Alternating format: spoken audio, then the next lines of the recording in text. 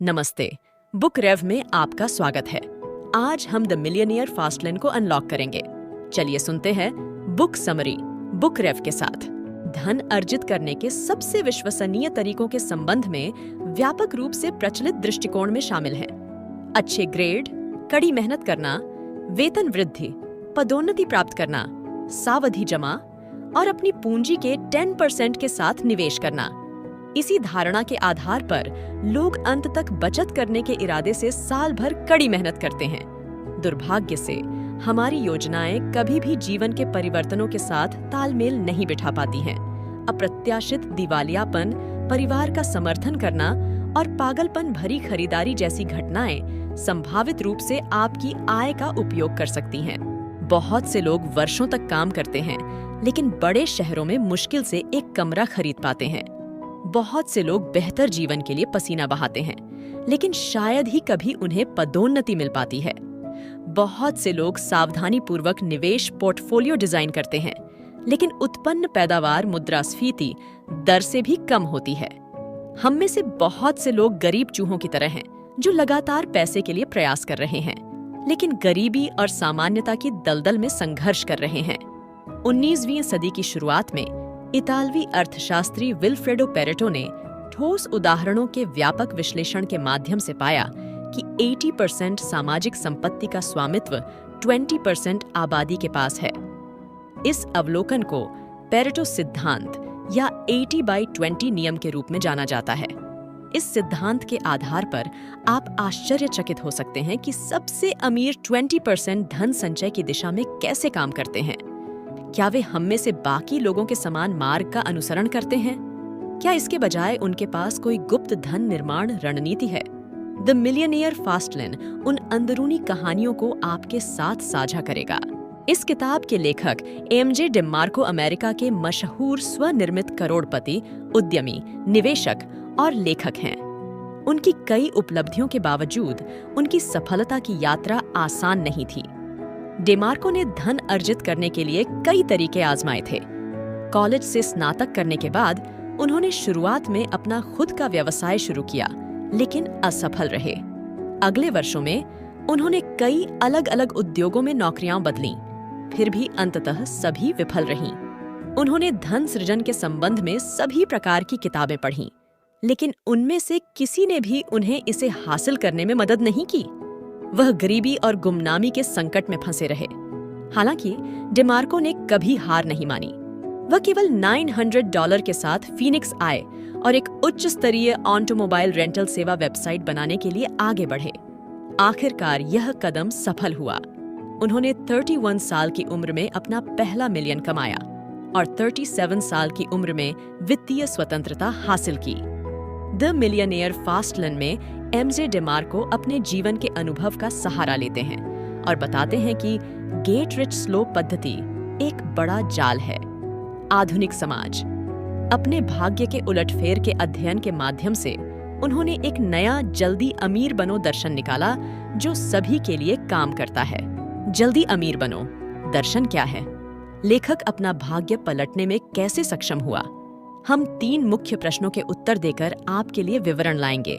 पहला प्रश्न, धीरे धीरे अमीर बने, दर्शन अविश्वसनीय क्यों है? दूसरा सवाल, फास्टलेन क्या है? तीसरा प्रश्न, हम लेन कैसे बदल सकते हैं और वित्तीय स्वतंत्रता कैसे प्राप्त कर सकते हैं? आइए पहले प्रश्न से शुरू करें। धीरे धीरे अमीर बने, दर्शन अविश्वसनीय क्यों है? डिमार्को का मानना है कि धन की तलाश एक सड़क नहीं, बल्कि एक सड़क यात्रा है। लेखक के दिमाग में ऐसी यात्रा के 3 अलग अलग रोड मैप होते हैं। अलग अलग रोड मैप चुनकर लोग विभिन्न गंतव्यों तक पहुंच सकते हैं। जो लोग फुटपाथ चुनते हैं, उनका अंत गरीबी में हो सकता है। स्लोलेन में लोग आमतौर पर सामान्यता के साथ होते हैं। फास्टलेन में लोग धन की ओर अग्रसर हैं। साइडवॉक क्या है? सीधे शब्दों में कहें तो फुटपाथ पर लोग केवल वर्तमान पर ध्यान केंद्रित करते हैं और आदिम जरूरतों की तत्काल संतुष्टि चाहते हैं। इस प्रकार के लोग अपनी आय को दावतों, शानदार छुट्टियों, फैंसी कारों और नए फोन पर बेतहाशा खर्च करते हैं। इन कारणों से साइड वॉकर्स आमतौर पर हर महीने अपनी पूरी कामकाजी आय खर्च कर देते हैं। उनके पास जीवन की कोई योजना नहीं होती और इसलिए वे उन नौकरियों के पीछे भागते हैं जिनसे उन्हें पैसा मिल सकता है। जब साइड वॉकर्स को कठिनाइयों का सामना करना पड़ता है तो वे हमेशा मानते हैं कि वे पीड़ित हैं और जिम्मेदारी लेने से इनकार करते हैं। अक्सर खुद को छोड़कर सभी को और हर चीज को दोषी मानते हैं। धन का यह एकतरफा दृष्टिकोण, जो तत्काल उपभोग और संतुष्टि से प्रेरित होता है, उन्हें वित्तीय संकट में डाल देता है और उन्हें वेतन दास में बदल देता है।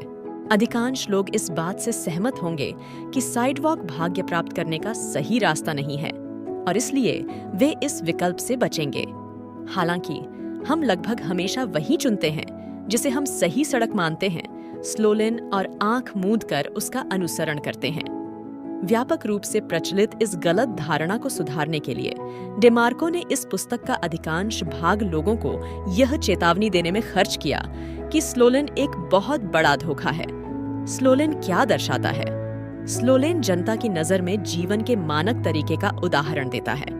इस सार्वभौमिक मूल्य के तहत एक मानक अच्छे जीवन को एक निश्चित फॉर्मूले में लिखा जा सकता है, जिसमें कॉलेज की शिक्षा, अच्छा रोजगार, बुद्धिमान खर्च, सावधि जमा, 10% पूंजी के साथ निवेश करना और पेंशन योजनाएं शामिल हैं।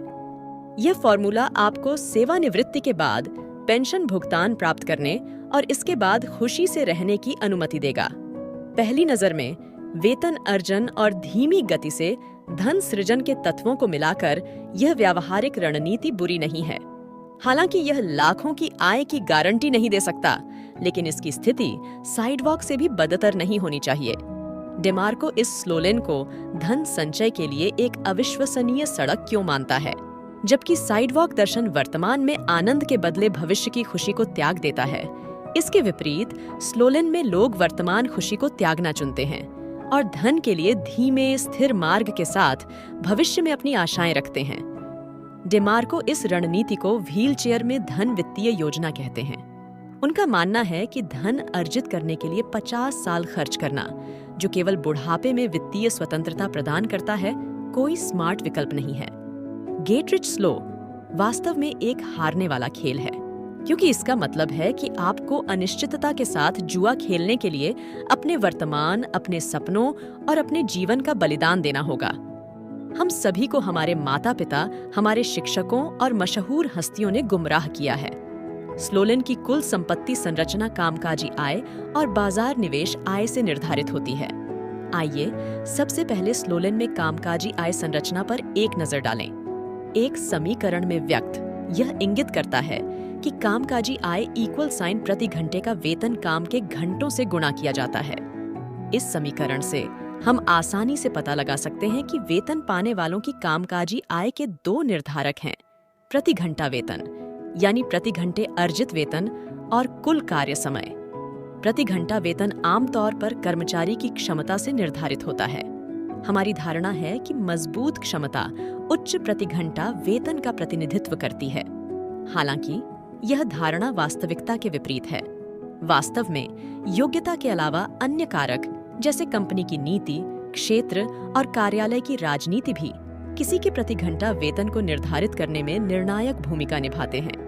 मौलिक रूप से वेतन भोगी के प्रति घंटा वेतन के संबंध में निर्णय लेने की शक्ति नियोक्ताओं के पास होती है, न कि कर्मचारियों के पास। स्लो लेन में लोग जीवन यापन के लिए अपने नियोक्ताओं पर निर्भर हैं।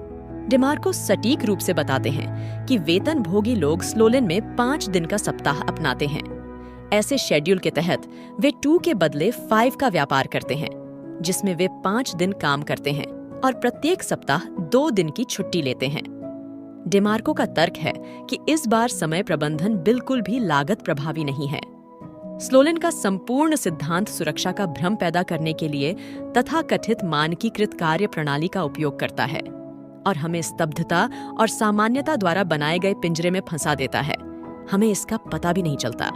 समय के साथ हम ऐसी स्थितियों में आत्मसंतुष्ट हो जाते हैं। फिर भी वैश्विक अर्थव्यवस्था बदल रही है। आर्टिफिशियल इंटेलिजेंस (AI) तकनीक तेजी से विकसित हो रही है। एक बार जब कंपनियां बंद होने लगेंगी तो हमें नियमित नौकरियां खोने जैसी विकट कठिनाइयों का सामना करना पड़ेगा। पैसे के बदले समय का आदान प्रदान करना स्लोलिन का सबसे बड़ा जाल है। आइए अब बाजार निवेश भाग पर एक नजर डालें। बाजार निवेश की बात करते हुए हमें चक्रवृद्धि ब्याज नामक एक महत्वपूर्ण अवधारणा पर ध्यान देना होगा। चक्रवृद्धि ब्याज उस प्रक्रिया का प्रतिनिधित्व करता है जिसमें धन से धन प्राप्त होता है, जबकि लाभ को पुनर्निवेश के लिए रखा जाता है। उदाहरण के लिए कल्पना करें कि आप $10,000 की मूल राशि और 12% की वार्षिक चक्रवृद्धि ब्याज दर के साथ निवेश करते हैं। आप 10 वर्षों में $31,000, 20 वर्षों में $96,500 और 30 वर्षों में $2,996,000 कमाने की उम्मीद करेंगे। इस उदाहरण से कंपाउंडिंग से काफी राजस्व मिलता दिख रहा है। फिर भी मूल राशि, रिटर्न की वार्षिक दर और निवेश का समय क्षितिज 3 कारक हैं जो निवेश परिणामों को प्रभावित करते हैं। तेजी से बदलते बाजार की गतिशीलता के कारण रिटर्न की वार्षिक दर सबसे अनियंत्रित कारक है। यह लंबे समय तक 12% नहीं रह सकता, इसलिए समय के साथ रिटर्न की दर में उतार चढ़ाव होगा, जिससे दशकों तक रिटर्न अनिश्चित रहेगा। इसी तरह स्टॉक की कीमतें और भी अधिक अस्थिर होती हैं, जिससे लाभ कमाने में कठिनाई के साथ साथ पैसा खोने की संभावना भी बढ़ जाती है। यहाँ से अब हमें साइडवॉक और स्लोलिन दोनों की पूरी समझ हो गई है। फुटपाथ पर रहने वाले लोगों के पास कोई वित्तीय योजना नहीं होती और वे तत्काल संतुष्टि चाहते हैं। स्लोलिन में लोग भविष्य में अपनी उम्मीदें रखते हैं और उनके पास अपने धन पर कोई शक्ति नहीं है। सत्ता उनके नियोक्ताओं के हाथ में है। इसके अलावा चक्रवृद्धि ब्याज अर्जित करके वित्तीय स्वतंत्रता प्राप्त करने की पद्धति में मूलभूत खामियां हैं। इसलिए धीरे धीरे अमीर बने एक विश्वसनीय तरीका नहीं है। अब आप सोच रहे होंगे कि धन का तीसरा रास्ता फास्टलेन कितना अच्छा है। जैसा कि हमने पहले चर्चा की है, साइडवॉक या स्लोलिन चुनने से हमारी धन संचय करने की क्षमता खत्म हो जाएगी। इन दोनों रास्तों पर वित्तीय स्वतंत्रता हासिल करना कठिन है। इसके बाद आइए दूसरे प्रश्न पर चर्चा करें। फास्टलेन क्या है? सबसे पहले हमें यह स्पष्ट करने की आवश्यकता है कि डेमार्को द्वारा प्रस्तावित फास्टलेन रातों रात करोड़पति की अवधारणा से पूरी तरह से अलग है। एक रातों रात करोड़पति पूरी तरह से परिणाम पर ध्यान केंद्रित करता है और जल्दी से अमीर बनने की उम्मीद करता है और अपनी झोली में भाग्य पड़ने का सपना देखता है। इसके विपरीत फास्टलेन एक ऐसी यात्रा है जो इसका अनुसरण करने वालों को पुरस्कृत करती है। डेमार्को ने हमारे लिए एक उदाहरण प्रस्तुत किया। 2007 में कोका कोला ने जेडेड डेरियस बिकॉफ को अपनी कंपनी ग्लेशियो विटामिन वाटर के लिए $4.10 बिलियन की पेशकश की। इतनी ऊंची अधिग्रहण कीमत ने दुनिया का ध्यान खींचा। समाचार सुनने के बाद कई लोग यह सोचकर चकित रह गए, वाह, काश मैं इतना भाग्यशाली होता। फिर भी उन्होंने पिछले 11 वर्षों में उनकी कड़ी मेहनत को नजरअंदाज कर दिया था। धन की यात्रा एक कठिन और चुनौतीपूर्ण प्रक्रिया मानी जाती है। क्लेश, प्रयास, जोखिम और बलिदान इस पथ के सामान्य खिलाड़ी हैं। यदि आप ऐसे अनुभवों से बचने की योजना बनाते हैं, तो आप कभी भी अंत तक नहीं पहुंच सकते। धन संचय की पूरी प्रक्रिया को आउटसोर्स नहीं किया जा सकता, क्योंकि यह ज्ञान, व्यक्तिगत विकास, ताकत और साथ ही उपलब्धि को बढ़ावा देता है। फास्टलेन में लोग इस कठिन प्रक्रिया के माध्यम से अपने व्यवसाय की स्थापना और जीवन के अनुभव का आनंद लेते हैं। फास्टलेन में लोग जीवन भर निष्क्रिय आय तक पहुंच की आशा करते हैं। उनके अनुसार व्यवसाय संचालन और निवेश के माध्यम से आय अर्जित की जाती है। वे हर सिक्के को मूल्यवान मानते हैं और एक उद्देश्य पूरा करने में सक्षम हैं। जीवन शैली के संदर्भ में उनका मानना है कि जितना अधिक लोग देंगे, वे समय, धन और व्यक्तिगत संतुष्टि के मामले में उतने ही अधिक अमीर होंगे। धन लोगों को उनके लक्ष्यों को साकार करने में सहायता कर सकता है और इस प्रकार लोगों को व्यक्तिगत सपनों को पूरा करने की अनुमति दे सकता है। हम ऐसी मानसिकता कैसे विकसित कर सकते हैं? डेमार्को बताते हैं कि एक निर्माता की मानसिकता का उपयोग करके हम अपने दैनिक जीवन में व्यावसायिक अवसरों और लाभ की खोज कर सकते हैं। उदाहरण के लिए, जब एक सुविधा स्टोर पर एक विशेष कॉफी बिक्री के विज्ञापन अक्सर समाचार पत्रों पर दिखाई देते हैं, तो बहुत से लोग इसकी कम कीमतों के कारण कॉफी खरीदने का अवसर खो देंगे। हालांकि एक निर्माता के दृष्टिकोण से हमें ऐसी बिक्री रणनीति के पीछे निहितार्थ पर विचार करना चाहिए। इस प्रवृत्ति के बाद कॉफी आपूर्तिकर्ता अपना उत्पादन बढ़ाएंगे, जिससे कॉफी की कीमत और कम हो जाएगी और उनके स्टॉक की कीमतें कम हो जाएंगी। दूसरी ओर, उच्च बिक्री मात्रा के कारण सुविधा स्टोर के स्टॉक की कीमतें बढ़ सकती हैं। यह जानकर हम स्टॉक निवेश को अपने अनुसार समायोजित कर सकते हैं। जैसा कि हम इस उदाहरण से सीख सकते हैं, फास्टलेन में लोग अपनी अच्छी व्यावसायिक मानसिकता के कारण अन्य 2 ट्रैक पर मौजूद लोगों पर जीत हासिल करते हैं। फास्टलेनर विशिष्ट निर्माता हैं। वे बाजार की मांग के साथ साथ बाजार के रुझान पर भी ध्यान देते हैं। वे अपने उत्पादों और सेवाओं को बेचकर और निश्चित रूप से बुद्धिमान निवेश करके मूल्य बनाते हैं। डेमार्को की कहानी फास्टलेन का एक उत्कृष्ट उदाहरण है। जब डेमार्को फीनिक्स में एक नया व्यवसाय शुरू करने के बारे में सोच रहे थे, तो उन्होंने खुद से 2 सवाल पूछे। वे कौन सी सामाजिक आवश्यकताएं हैं जो मैं प्रदान कर सकता हूं? मैं किसके लिए मूल्य और सेवाएं बना पाऊंगा? उसने एक ड्राइवर के रूप में अपने पिछले अनुभव और अपने ग्राहकों के बारे में सोचा, जो हमेशा उससे पूछते थे कि लिमोसिन किराए पर देने वाली सेवा कंपनी कहां मिलेगी। बाजार में लिमोजीन किराए में विशेषज्ञता वाले सेवा प्रदाताओं की कमी थी। इस सामाजिक आवश्यकता की पहचान करने के बाद उन्होंने एक ऐसी वेबसाइट बनाई जो आवश्यकता को पूरा करती थी। इस नई वेबसाइट ने भारी मुनाफा कमाया, जिससे बाद में उसे $6 मिलियन में बेचने की अनुमति मिली। फिर डेमार्को ने इस पूंजी का उपयोग मल्टी चैनल निवेश करने के लिए किया और अंततः वित्तीय स्वतंत्रता हासिल की। उत्पाद और सेवा निर्माण के माध्यम से वित्तीय स्वतंत्रता प्राप्त करने की कई सफलता की कहानियां हैं। ब्रिटिश लेखिका जेके राउलिंग ने 32 वर्ष की उम्र में इस श्रृंखला की पहली पुस्तक Harry Potter and the sorcerers stone प्रकाशित की थी। वह जल्द ही 39 साल की उम्र में फोर्ब्स की सूची में एक प्रसिद्ध अरबपति बन गई। मार्क जुकरबर्ग ने 22 साल की उम्र में अपने हार्वर्ड छात्रावास के कमरे से फेसबुक लॉन्च किया। कुछ ही वर्षों में यह सोशल नेटवर्क साइट पूरी दुनिया में फैल गई, जिससे वह सबसे कम उम्र के अरबपति बन गए। हुरुन रिच लिस्ट पर निर्माता धन पैदा कर सकते हैं, जबकि उपभोक्ता केवल पैसा खर्च कर सकते हैं। स्लोलिन में वेतनभोगी केवल अपनी नौकरी और अपनी बचत के उपभोग की परवाह करते हैं। इसके बिल्कुल विपरीत फास्टलेन में लोग निर्माता हैं। वे बाजार की मांग पर ध्यान केंद्रित करते हैं और इसीलिए अपना खुद का व्यवसाय संचालित कर सकते हैं। उनका मानना है कि धन संचय के लिए एक लंबी प्रक्रिया की आवश्यकता होती है, जिसमें केवल प्रयास, दृढ़ता और धैर्य की अद्वितीय प्रतिबद्धता ही वांछित अंत तक पहुंचा सकती है। धन संचय का अंतिम लक्ष्य आजीवन निष्क्रिय आय प्राप्त करना है। भाग 2 में हमने सीखा कि फास्टलेन व्यवसाय और जीवन शैली रणनीतियों का एक सेट है, जो उत्पादों और सेवाओं को बेचकर मूल्य बनाने के साथ संयुक्त है। फास्टलेन धन प्राप्ति का सबसे कारगर तरीका है। अगले भाग में आइए इस बुकी के अंतिम भाग पर चर्चा करें।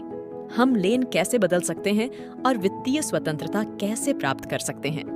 विभिन्न लोगों के बीच वित्तीय अंतर का संबंध उनके सोचने के तरीके में अंतर से होता है। इसलिए स्लोलिन से फास्टलेन पर स्विच करने के लिए हमें पहले अपना दृष्टिकोण बदलना होगा, खासकर समय, शिक्षा और जिम्मेदारी की हमारी समझ के संबंध में। फास्टलेन सिद्धांत का पालन करने वाले लोग समय को अपनी सबसे कीमती संपत्ति मानते हैं। उनका मानना है कि समय बेहद दुर्लभ है, जबकि पैसा कभी भी कमाया जा सकता है। प्रत्येक व्यक्ति का जीवन विवेकाधीन समय और गैर विवेकाधीन समय से बना है। गैर विवेकाधीन समय काम करने से जुड़ा है, जबकि विवेकाधीन समय का उपयोग स्वेच्छा से किया जा सकता है। डेमार्को पैसे के विपरीत धन को परिवार, स्वास्थ्य और स्वतंत्रता का संयोजन मानता है। स्लोलिन पैसे के लिए समय बेचता है, जबकि फास्टलेन चक्रवृद्धि ब्याज बनाने के लिए समय खरीदता है। उदाहरण के लिए, अपनी वेबसाइट संचालन के शुरुआती चरणों में डेमार्को ने कम मुनाफा कमाया। बाद में 2 कंपनियों ने उन्हें वेबसाइट डिजाइन के लिए काम पर रखा, जिसके जरिए उन्होंने अलग अलग $400 और $600 कमाए। ये दोनों परियोजनाएं उनकी वेबसाइट की तुलना में अधिक लाभदायक थीं। फिर भी उन्हें जल्द ही इस व्यवस्था की खामियों का एहसास हो गया। समय की एक इकाई इनपुट लाभ की केवल एक इकाई आउटपुट उत्पन्न कर सकती है। इस जाल ने उसे पैसे के बदले समय बेचने के लिए प्रेरित किया। इसलिए उन्होंने इस प्रलोभन का विरोध किया और अपनी वेबसाइट के विकास पर ध्यान केंद्रित किया। जैसे ही वेबसाइट ने अपनी स्वचालित प्रक्रियाओं पर भरोसा करना शुरू किया, उसे संचालन बनाए रखने के लिए प्रतिदिन केवल 1 घंटा काम करने की आवश्यकता थी। जैसा कि यह उदाहरण दिखाता है, हमें समय का उत्तोलन मूल्य विकसित करना चाहिए और याद रखना चाहिए कि समय हमेशा सबसे महत्वपूर्ण होता है।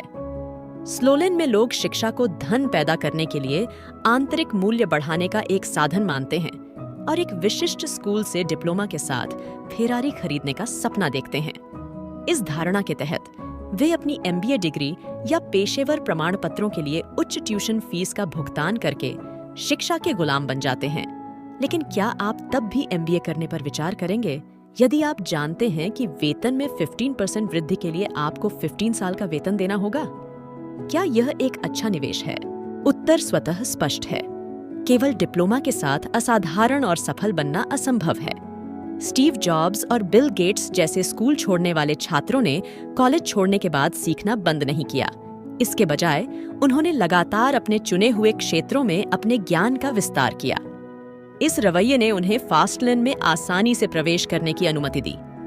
इंटरनेट के युग में अनंत ज्ञान तक पहुंच एक क्लिक दूर है और मुफ्त भी है। हालांकि हमारे पास अपनी प्रगति जारी रखने के लिए प्रेरणा की कमी है। बहाने ढूंढना बंद करो। औपचारिक शिक्षा फास्टलेन का सुरक्षित टिकट नहीं है। स्लोलेन से फास्टलेन पर स्विच करने के लिए हमें एक तथ्य स्वीकार करने के लिए मजबूर होना पड़ता है। अपनी वर्तमान स्थिति के लिए केवल आप ही जिम्मेदार हैं। इसलिए आपको अपने अतीत, वर्तमान और भविष्य की भी जिम्मेदारी लेनी चाहिए। दूसरों को दोष देने से पहले जिम्मेदारी लें। यही धन की कुंजी है।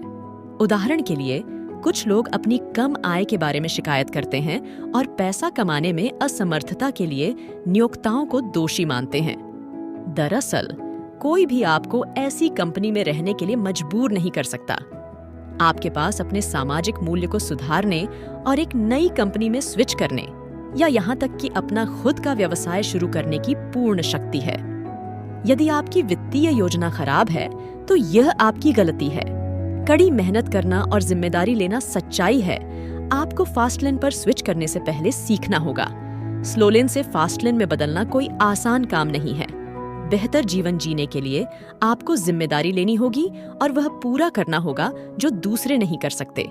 हमने अभी समय, शिक्षा और जिम्मेदारी के बारे में अपनी समझ बढ़ाने की बात की है। उसके बाद आपको अपना समय और ऊर्जा अपना धन वृक्ष बनाने पर भी केंद्रित करना चाहिए, ताकि आप अपनी निष्क्रिय आय बढ़ा सकें। डेमार्को इस पुस्तक में 5 व्यावहारिक सुझाव देते हैं। सबसे पहले, किराए की संपत्तियां स्थापित करें। मकान किराए पर लेना एक बेहतरीन उदाहरण हो सकता है। आप अपना कमरा, अपार्टमेंट या यहाँ तक कि एक बड़ा वाणिज्यिक कार्यालय भवन किराए पर दे सकते हैं। किराएदारों को आपको एक निश्चित राशि का भुगतान करना होगा। बदले में आप बिना काम किए हर महीने निष्क्रिय आय प्राप्त कर सकते हैं। किराए की प्रणालियों का दोष प्रारंभिक निवेश का जोखिम है, जो समय को बहुत महत्वपूर्ण बनाता है। दूसरा उदाहरण पेटेंट या कॉपीराइट हो सकता है। इस तरह के स्वामित्व को अन्य संस्थाओं को अधिकृत करके आप अपने मान्यता प्राप्त पेटेंट और कॉपीराइट से आय की निरंतर धाराएं प्राप्त कर सकते हैं। किराए की व्यवस्था एक पारंपरिक पद्धति है, लेकिन इसमें उच्च निष्क्रियता है। एक बार निवेश करने पर आपको दीर्घकालिक मुनाफा मिल सकता है। दूसरा, कंप्यूटर सिस्टम स्थापित करें। डेमार्को इस प्रणाली की अत्यधिक अनुशंसा करता है, क्योंकि कंप्यूटर बिना रुके लगातार काम कर सकते हैं। माइक्रोसॉफ्ट ऑफिस और फेसबुक कंप्यूटर सिस्टम का प्रतिनिधित्व करते हैं। इंटरनेट के विपरीत, कंप्यूटर सिस्टम में सॉफ्टवेयर के साथ साथ एप्लीकेशन भी शामिल होते हैं, जिन्हें कोड और सिस्टम बनने के बाद लाखों प्रतियों में निर्मित किया जा सकता है। यह भारी मुनाफे की गारंटी देता है। तीसरा, एक सामग्री निर्माण प्रणाली स्थापित करें। किताबें लिखने और कंप्यूटर सिस्टम का संयोजन बाजार में सबसे अधिक बिकने वाला उत्पाद बन सकता है। हैरी पॉटर ब्रांड की मालिक जेके राउलिंग बहुत ही कम समय में 32 साल की सिंगल मॉम से अरबपति मीडिया टाइक्यून में बदल गईं। इसी तरह डैन ब्राउन ने भी इसी तरह के धन संचय पथ के माध्यम से वित्तीय स्वतंत्रता हासिल की। उनकी पुस्तक the da Vinci code 80 million से अधिक की प्रसार मात्रा तक पहुंच गई। बेची गई प्रत्येक सीमांत इकाई के लिए रचनात्मक समय की वैध लागत 1 इकाई कम हो जाती है और प्रति घंटा लाभ अनिश्चित काल तक बढ़ता है। चौथा, वितरण प्रणाली बनाएं। वितरण ग्राहकों तक उत्पादों को पहुंचाने का साधन है। वितरण के बिना कोई भी बढ़िया उत्पाद बर्बाद हो जाएगा। उदाहरण के लिए टीवी और अमेज़न जैसे बड़े चैनलों पर मार्केटिंग या प्लेसमेंट के बिना एक नई किताब बेकार हो जाएगी, क्योंकि वहां कोई दर्शक नहीं है। फ्रेंचाइजिंग के साथ साथ चेन स्टोर संचालन भी वितरण के प्रभावी तरीके हैं। मैकडॉनल्ड्स और स्टारबक्स अपने लाभ को अधिकतम करने के लिए इन 2 तरीकों का उपयोग करते हैं। अंत में मानव संसाधन प्रणालियां बनाएं। आप कर्मचारियों को काम पर रखकर मुनाफा कमा सकते हैं। डेमार्को का सुझाव है कि उद्यमी शुरुआत में संयमित गति रखें। ऐसा इसलिए है क्योंकि एक ओर श्रम लागत व्यवसाय मालिकों पर भारी दबाव डाल सकती है, दूसरी ओर पहले छोटे पैमाने को बनाए रखना बेहतर है। शुरुआत करते समय उचित प्रबंधन कौशल के बिना व्यवसाय मालिकों को कर्मचारी प्रबंधन द्वारा बुरी तरह पीटा जा सकता है, जो उन्हें सामान्य संचालन से विचलित कर देता है। हालांकि एक बार जब टीम बड़ी हो जाती है तो एक प्रभावी मानव संसाधन प्रणाली स्थापित करना आवश्यक है, क्योंकि नेता अकेले सभी कार्य पूरा नहीं कर सकता है। मानव संसाधन प्रबंधन की कठिनाई के बावजूद बेहतर प्रशिक्षित कर्मचारी पैसे के पेड़ की खेती कर सकते हैं और अधिकतम लाभ प्राप्त करने में मदद कर सकते हैं। स्लो लेन से फास्ट लेन में बदलते समय प्रतिस्पर्धा भयंकर होती है। बहुत से लोग असफल होते हैं जबकि अन्य सफल होते हैं। यह कैसे हो सकता है? डेमार्को का मानना है कि व्यक्ति को 5 आज्ञाओं का पालन करना चाहिए। आज्ञाओं की अनदेखी करने से विफलता की संभावना बढ़ सकती है। अब 5 आज्ञाओं के बारे में बात करते हैं। The first commandment, the commandment of need, व्यवसाय की प्रकृति उपभोक्ताओं की समस्याओं का समाधान करना है।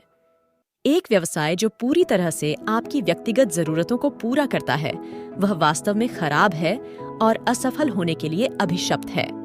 हमें खुद से 2 सवाल पूछने चाहिए। मुझे इस दुनिया को क्या देना चाहिए? समाज में मौजूदा समस्याएं, शिकायतें और झगड़े क्या हैं? इन 2 सवालों का जवाब देकर हम ग्राहकों की जरूरतों का और पता लगा सकते हैं और संभवतः समाधान पेश कर सकते हैं। जब आप दुनिया को मूल्य प्रदान करते हैं तो आप धन कमा सकते हैं। यह ठीक है अगर आपको पता नहीं है कि दुनिया को क्या चाहिए। डेमार्को यह भी बताते हैं कि यदि आप 10 लाख लोगों को कुछ आसान तरीके से संभालने, उनकी आशाओं और सपनों को पूरा करने या बेहतर और खुशहाल जीवन जीने में मदद कर सकते हैं, तो आपके अमीर बनने की अधिक संभावना होगी। उत्कृष्ट उदाहरणों में एक नया उत्पाद या पाठ्यक्रम विकसित करना शामिल है, जो लोगों को 2 महीने के भीतर 10 पाउंड वजन कम करने में मदद करता है। आकर्षक पावर पॉइंट स्लाइड बनाकर, फोन से सुंदर तस्वीरें लेकर उन्हें ऑनलाइन पोस्ट करना, इत्यादि। The second commandment, the commandment of entry, हर व्यवसाय के लिए एक सीमा होती है। स्वाभाविक रूप से सभी लोग आसान रास्ता अपनाने के इच्छुक हैं। परिणाम स्वरूप जब किसी उद्योग की सीमा कम होगी तो प्रतिस्पर्धा अधिक भयंकर होगी। जब धन की प्राप्ति का मार्ग अधिक मात्रा के कारण अवरुद्ध हो जाता है तो धन सृजन का प्रभाव कम हो जाता है। आप अपने आप से 3 प्रश्न पूछकर परीक्षण कर सकते हैं कि आपका प्रदर्शन प्रवेश की आज्ञा का उल्लंघन करता है या नहीं। क्या हर कोई वह व्यवसाय कर सकता है जो आप चाहते हैं? क्या आपके चुने हुए व्यवसाय में प्रवेश एक परिणाम या एक प्रक्रिया है? क्या हर कोई पहले से ही इस व्यवसाय को अपना रहा है? यदि हर कोई इस व्यवसाय में है और हर कोई इस व्यवसाय में प्रवेश करने में सक्षम है, तो आपको सतर्क रहना होगा। इसके विपरीत, बाजार में प्रवेश करना तब अधिक मूल्यवान होता है जब अधिकांश लोग व्यवसाय को हेय दृष्टि से देखते हैं, व्यवसाय को नहीं समझते हैं और इस व्यवसाय को करने के लिए उनके पास पर्याप्त तैयारी का समय नहीं होता है।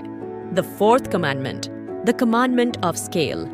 आइए पहले इस प्रश्न का उत्तर दें। क्या आप 15 मील या 150 मील की गति सीमा के साथ गाड़ी चलाना पसंद करते हैं? मेरा मानना है कि हर कोई बाद वाले को चुनेगा। वजह साफ है, आप जितनी तेज गाड़ी चलाएंगे, आपको अपने गंतव्य तक पहुंचने में उतना ही कम समय लगेगा। फास्टलेन पर लोग उसी तर्क का पालन करते हैं। जब आप अधिक नियम तोड़ते हैं, अधिक सीमा तक पहुंचते हैं, अधिक महत्वपूर्ण प्रभाव डालते हैं, तो आप फास्टलेन में तेजी से गाड़ी चला सकते हैं। उदाहरण के लिए, यदि आप एक छोटा भौतिक स्टोर खोलते हैं, तो आपका संभावित बाजार कुछ मील के भीतर है। हालांकि यदि आप एक ऑनलाइन स्टोर लॉन्च करते हैं, तो आपका संभावित बाजार पूरे देश या यहाँ तक कि दुनिया भर तक पहुँच सकता है। इसी तरह जब आप अमेज़न पर एक किताब बेचते हैं, तो आपके पास एक छोटे स्टोर में बेचने की तुलना में एक बिल्कुल अलग बाजार पैमाना होगा। अलग अलग बाजार पैमाने अलग अलग धन क्षमता की ओर ले जाते हैं। यदि आप धन संचय की प्रक्रिया को तेज करना चाहते हैं, तो आपको यह सुनिश्चित करना होगा कि आपका उत्पाद सबसे व्यापक ग्राहक आधार तक पहुंचे और लोगों के सबसे बड़े समूह को प्रभावित करे। The fifth commandment, the commandment of time. व्यवसाय शुरू करने की शुरुआत में कुछ लोग परेशान हो जाते हैं और हर दिन उन पर काम का बोझ बढ़ जाता है। भारी काम का बोझ गंभीर स्वास्थ्य समस्याओं या यहाँ तक कि गंभीर मानसिक दबाव का कारण बनता है, जो अचानक मृत्यु और आत्महत्या का कारण बन सकता है। इसके विपरीत अन्य लोग अपने परिवार के साथ खाली समय का भरपूर आनंद लेते हैं और कार्यात्मक संचालन करते हुए दुनिया भर में यात्रा करते हैं। इस प्रकार का उद्यमी ऐसा करते हुए अपने लाभ को अधिकतम भी कर सकता है। हम समय की सीमा को तोड़कर अपने लक्ष्य को कैसे प्राप्त कर सकते हैं? आप स्वयं से 4 प्रश्न पूछ सकते हैं। क्या मेरे जाने के बाद भी मेरा व्यवसाय स्वचालित और व्यवस्थित तरीके से चल सकता है? क्या मेरे पास अधिक कर्मचारियों को नियुक्त करने के लिए पर्याप्त सीमांत लाभ है? क्या मेरी कंपनी को इस मनी ट्री से लाभ होता है? मुझे अपने व्यवसाय को मेरा बहुत अधिक समय लेने से कैसे रोकना चाहिए? आपको अपना समय बचाने के लिए इन समस्याओं को हल करने का प्रयास करना चाहिए। अपने व्यवसाय को अपने ऊपर नियंत्रण करने देना बुद्धिमानी नहीं है। पैसे के लिए समय मत बेचो, पैसे को अपने काम में लाएं। ठीक है, हमने इस बुक समरी में सभी मुख्य जानकारियों को शामिल कर लिया है। आइए अब जल्दी से उनकी समझ लेते हैं। शुरुआत में हमने चर्चा की कि धीरे धीरे अमीर बने दर्शन अविश्वसनीय है। स्लोलेनर्स के लिए वेतन और बाजार निवेश आय के 2 प्राथमिक स्रोत हैं। नियोक्ता स्लोलेनर्स की कामकाजी आय निर्धारित करते हैं, इसीलिए स्लोलेनर्स अपने कामकाजी लाभ को बढ़ाने के लिए केवल पैसे के लिए समय का व्यापार कर सकते हैं। इसके अलावा 2 चर, वार्षिक रिटर्न दर और निवेश समय क्षितिज के कारण बाजार निवेश अनियंत्रित हैं। तदनुसार शिक्षा, अच्छे रोजगार, समझदारी से खर्च, सावधि जमा, 10% पूंजी के साथ निवेश और पेंशन योजनाओं के माध्यम से धन संचय करने का व्यापक दृष्टिकोण इस स्लोलेन सिद्धांत में सबसे बड़ा जाल है। आगे हमने फास्टलेन रणनीति के बारे में बात की। फास्टलेन एक ऐसी यात्रा है जहां पूरी प्रक्रिया में लाभ निहित है। बिना प्रयास के रातों रात करोड़पति बनने का सपना देखना अवास्तविक है। फास्टलेन व्यवसाय और जीवन शैली के लिए रणनीतियों का एक सेट प्रदान करता है। फास्टलेनर आम तौर पर निर्माता होते हैं। इस प्रकार वे अपने उत्पादों और सेवाओं को बेचकर मूल्य बनाते हैं। वे कदम दर कदम धन की ओर बढ़ते हैं। अंत में हमने इस बारे में बात की कि ट्रैक को स्लोलेन से फास्टलेन में कैसे स्विच किया जाए। सबसे पहले हमें समय, शिक्षा और जिम्मेदारी के बारे में अपनी समझ को बदलने की जरूरत है, क्योंकि विभिन्न लोगों के बीच वित्तीय अंतर का संबंध उनके सोचने के तरीके में अंतर से है। दूसरे, हमें मनी ट्री का निर्माण करना चाहिए और निम्नलिखित में से एक या अधिक स्थापित करके अपनी निष्क्रिय आय बढ़ानी चाहिए: किराए प्रणाली, कंप्यूटर सिस्टम, सामग्री निर्माण प्रणाली, वितरण प्रणाली और मानव संसाधन प्रणाली। तीसरा, हमें 5 आज्ञाओं का पालन करना चाहिए, जिनमें आवश्यकताओं की आज्ञा, प्रवेश की आज्ञा, नियंत्रण की आज्ञा, पैमाने की आज्ञा और समय की आज्ञा शामिल है। अब प्रभाव के मूल्य को अधिकतम करने और विफलताओं से बचने के लिए फास्टलेन यात्रा जल्द शुरू करना और अपनी वित्तीय स्वतंत्रता का एहसास करना आवश्यक है। इस बुक समरी में बस इतना ही। मिलते हैं नेक्स्ट वीडियो में। जय हिंद, वंदे मातरम।